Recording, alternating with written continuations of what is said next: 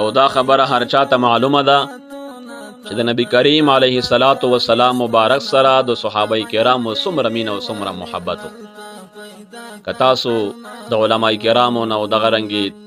چېرته د احادیثو کتابونه کتلي وي چې دغه صحابه کرامو مبارکانو په نبی کریم علیه الصلاۃ والسلام مبارک باندې زار او قربانو، نه به مال ته قتل، نه به اولاد ته قتل، نه به خپلو جانونو ته قتل، خو په سرور کائنات په محمد رسول الله مبارک باندې به قربانول. لوی علامات صحابه کرامو د محبت خدا وا چې کله به نبی کریم علیه الصلاۃ والسلام مبارک څه فرمان صادره ک یا به امر فرمایلو، حکم به فرمایلو،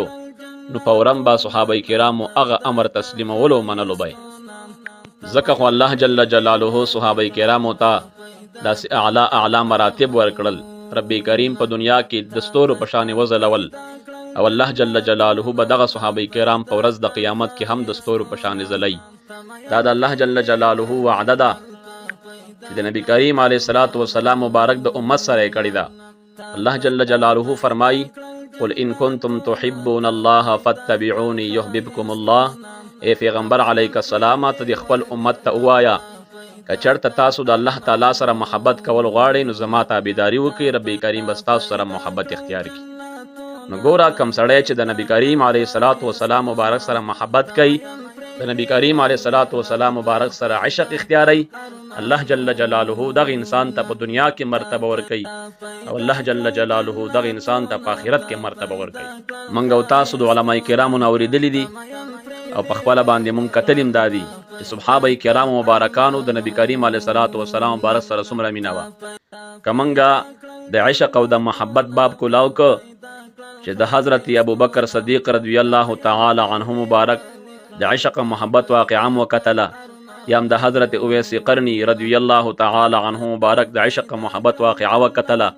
یا هم د حضرت خبیب رضی الله تعالی عنه مبارک د عشق و محبت واقعه وکتله، هلم جرا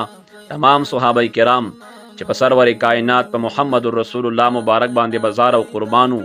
د نن زمانی د خلقو د عقلونه ورته حیران دي، تعجب کوي، ادراک ته امر غریب کوي چې دغه انسانانو په نبی کریم علیه الصلاۃ والسلام مبارک باندې زار او قربانو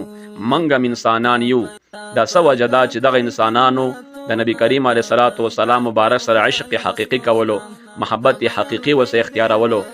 الله جل جلاله هغه انسان خوښي او دا انسان سره محبت کوي چې کم سړی د الله جل جلاله د حبیب کردگار د محمد مصطفی علیه الصلاۃ والسلام مبارک سره محبت اختیاري. ځکه نبی کریم علیه السلام مبارک فرمای لا یؤمن احدکم حتی اکون احب الیه من والده وولده والناس اجمعین. پتاسو کې کامل مومن تر هغه نشي جوړېدلی چې د خپل ځان نه او د خپل اولاد نه د تمام خلقو نه زما سره زیات محبت نوي کړي، نو تر هغې پورې دغه انسان کامل مومن نشي کېدلی. اوس د هر انسان په د خپل ګریوان کې سوچ وکړي چې زما د نبی کریم علیه الصلاۃ والسلام مبارک سره څومره مینه ده، زما د نبی کریم علیه الصلاۃ والسلام مبارک سره څومره محبت ده. هر انسان ته دا سوچ پکار دی، دا فکر ورته پکار دی چې د نبی کریم علیه الصلاۃ والسلام مبارک سره مینه او محبت دا فرض عین دی،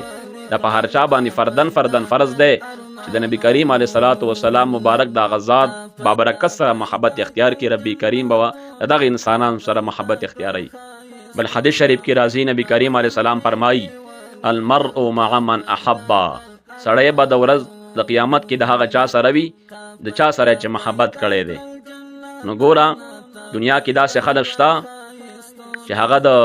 مال سره محبت کوي، هغه د جیداد سره محبت کوي، یا سړی د خپل اولاد سره محبت کوي، یا یو سړی په عشق مجازي باندې مستغرق ته مبتلا دی.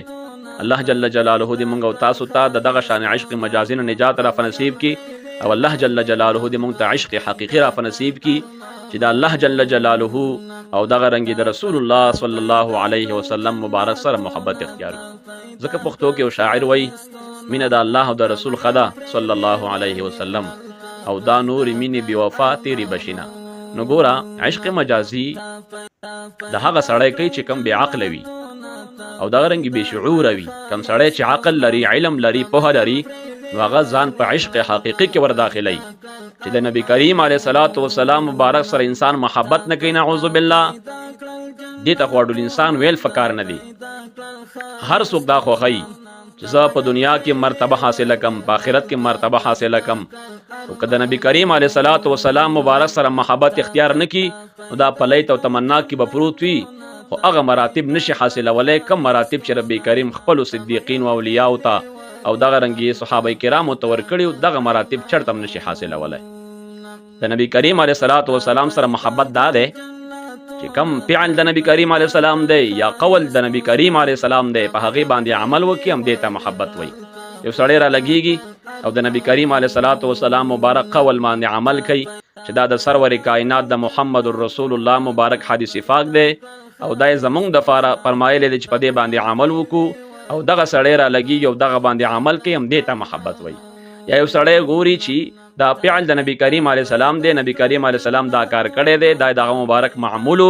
او زیم کوو ما چې دا د سرور کائنات د محمد رسول الله علیه السلام مبارک فعل دی، نو دې ته عشق حقیقي ویلی کېږي. د نبی کریم علیه السلام مبارک په سننو باندې او د نبی کریم علیه السلام په اقوالو په افعالو باندې عمل کول، دې ته محب حقیقي، عشق حقیقي او دې ته رښتینې مینه ویلی کېږي. که سړی را لګي او تمام ورځ وایي چې زه عاشق یم او زه محب یم او بیا په قول او فعل او په معمولاتو د علیه السلام باندې عمل نه کوي، نو دا د خپل ځان سره غداري کوي. الله جل جلاله دې مونږ او تاسو ته د نبی کریم علیه السلام مبارک عشق حقیقي را په نصیب کړي. او چې کله انسان دا په خپل ذهن کې راولي چې زمانه الله جل جلاله په کوم شي باندې راضي کیږي او په کوم شي باندې ناراضه کیږي، په دې سوچ او فکر کې وي، نو دغه انسان مرتبه شي حاصلولی. ربی کریم په رضا کې سړی سوچونه کوي چې ای ربی کریمه ته به رانه راضي که ناراضه بی، او دغه شانې په خپل ذهن کې دا راولي چې د نبی کریم علیه الصلاۃ والسلام مبارک سره د محبت لاره کومه یوه ده چې په هغې باندې زه تګ اختیار کړم، په هغې باندې زه لاړ شم